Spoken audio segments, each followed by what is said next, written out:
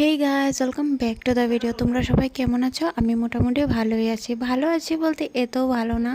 আমি রেডি হচ্ছিলাম ডক্টরের কাছে যাওয়ার জন্য।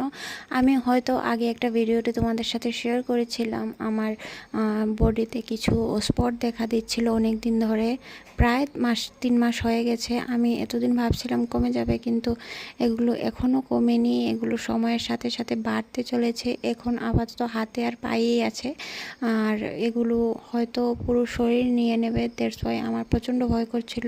তাই আর আমি দেরি করিনি, তাড়াতাড়ি করে আমি ডক্টর দেখাতে গিয়েছি। তারপরেও প্রচণ্ড দেরি হয়ে গেছে। 3 মাস মানে কম বিষয় না। আগে কম ছিল, আমি ভেবেছি হয়তো ঠিক হয়ে যাবে, হয়তো ভালো হয়ে যাবে, কিন্তু হয়নি। জানি না এগুলো কেন হচ্ছে, ডক্টরই ভালো বলতে পারবে। তাই আমি তাড়াতাড়ি করে আগে ডক্টরের কাছে যাচ্ছিলাম, কারণ জিনিসটা বাড়ার আগে এটাকে কমানো দরকার।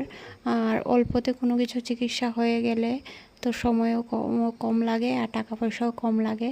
সো বিষয়টা টাকা পয়সা না, বিষয়টা হচ্ছে কি হয়েছে ওই জিনিসটা নিয়ে আমার একটু মানে ভয়। যেহেতু আমি এসব যখন হয়েছিল তখন আমি ইন্টারনেট একটু ঘেঁটেছিলাম, তো তখন মানে অনেক কিছু দেখতে পেয়েছি যেগুলো আমাকে প্রচণ্ড একটা মানে ভয় সৃষ্টি করেছে আমার মনে। সো দ্যাটস ওয়াই আমি একদম দেরি করছিলাম না, তাই তাড়াতাড়ি করে ডক্টরের কাছে গিয়েছি। দেন ডক্টর বলেছিল এমনি তো কিছু বলেনি, ব্লাড টেস্টের রিপোর্ট আসার পরেই বলবে কনফার্ম।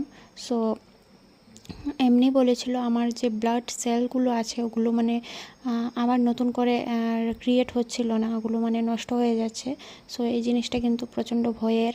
দ্যাটস ওয়াই আমার প্রচণ্ড ভয় করছিল। আর আমার ব্লাড টেস্ট হয়েছিল, আমার প্রচণ্ড হাতে ব্যথা করছিল, টিল এখন পর্যন্ত ব্যথা করছে। রিপোর্ট আসলে সব বলবো তোমাদের।